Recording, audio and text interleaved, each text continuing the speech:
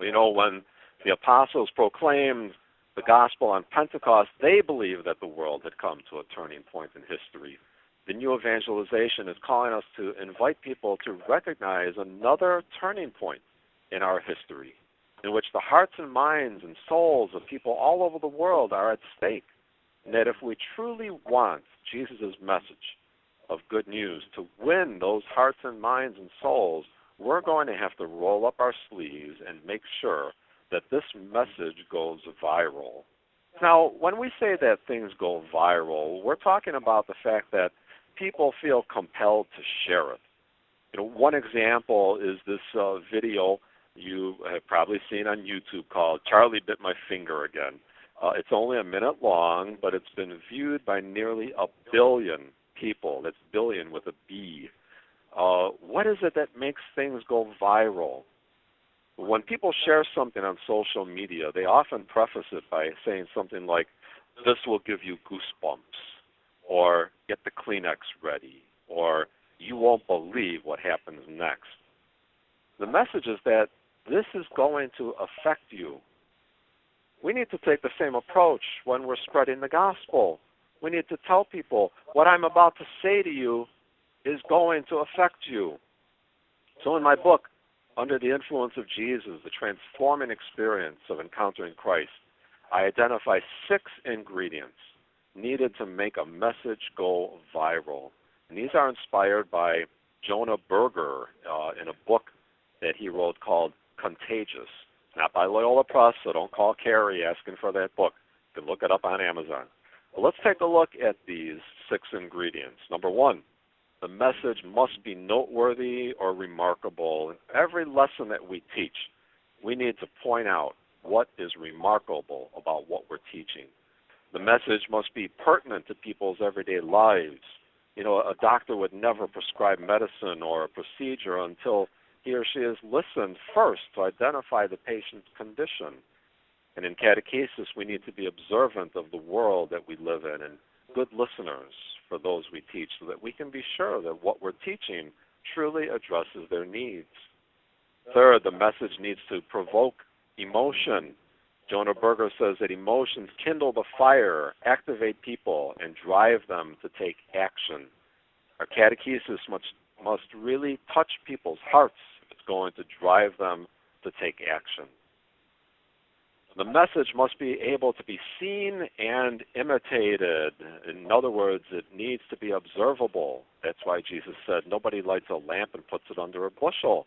Our faith should be observable, not to bring attention to ourselves, but to show what God is doing in the life of ordinary people. The message needs to be practical. It needs to be news you can use. We need to keep our message simple, something that Pope Francis is telling us over and over again. And finally, the message needs to be communicated in the context of a story. You know, learning the formulas of our faith, such as the 10 Commandments or the corporal works of mercy, the gifts of the Holy Spirit, that's one thing. But those concepts really come to life when you yourself can tell a story from your own life that illustrates what those things are all about. Well, this brings us to the conclusion of our webinar, and that we've talked about a new catechesis for the new evangelization. Please don't forget that a recording of this webinar will be available within a few days on my website, www.catechisjourney.com. And please remember that when you sign off, you're going to receive a survey so that you can give us some feedback that will help us to shape future webinars. But before you go, we have some special offer information for you. If you are a decision maker for your parish or school and you would like to preview samples of Christ Our Life, the new evangelization edition that I spoke about or referred to several times in this webinar, please visit www.christourlife.com or call 800-621-1008 and mention code 4528. And then also, as a special gift to you for participating in this webinar, Loyola Press is offering a discount on orders of 10 or more copies of my book, Under the Influence of Jesus and or Church of Mercy by my fellow author, Pope Francis. Please pay attention to the special promo code that's shown here on the screen, and also note that the offer expires on May 1st of 2015, 5/1/2015. And also please note that shipping and handling are additional. The Loyola Press contact information is right on the screen. And speaking of Loyola Press, I'd like to thank all the folks involved in this Jesuit ministry for making this webinar possible.